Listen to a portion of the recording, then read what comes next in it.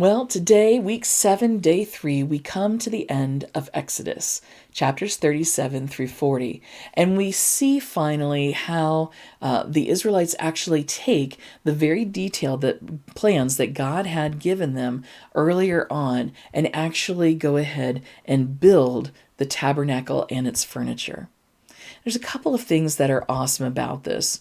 One, well, maybe not so much awesome in this instance, but there's a lot of repetition from what we've already read in previous chapters, as it's reiterated that they do indeed build the tabernacle and its furniture according to the specifications that God had made earlier on.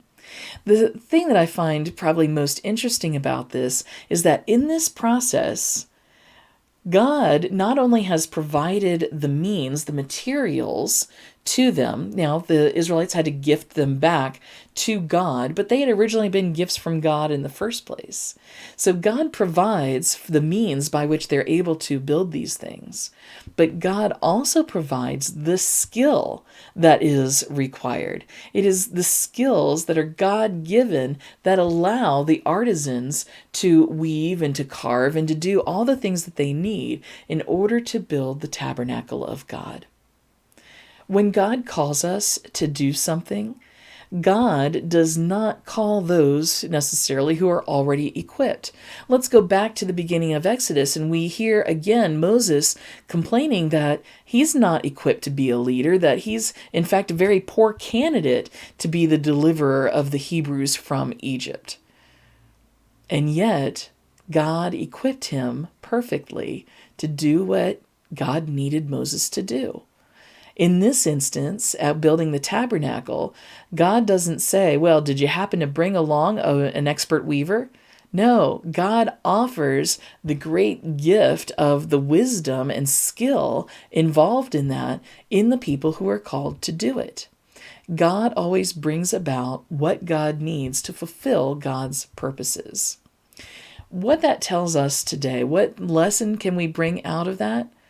Well, God is calling all of us to some sort of project or mission.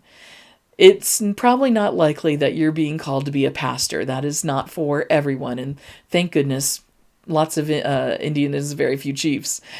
But maybe you're called to lead a Sunday school class, or to host a support group, or to just bring together some friends for conversation and fellowship in which you get to find the opportunity to share who God is and what God means to you in your life and how God can be a part of their lives. So it can be something very grandiose. Maybe you'll end up on that mission trip to Africa, or maybe it can be very small, offering a smile and fellowship and friendship to a child or someone in need. But regardless of what you are called to, trust also that God will equip you for what it is that God calls you to do.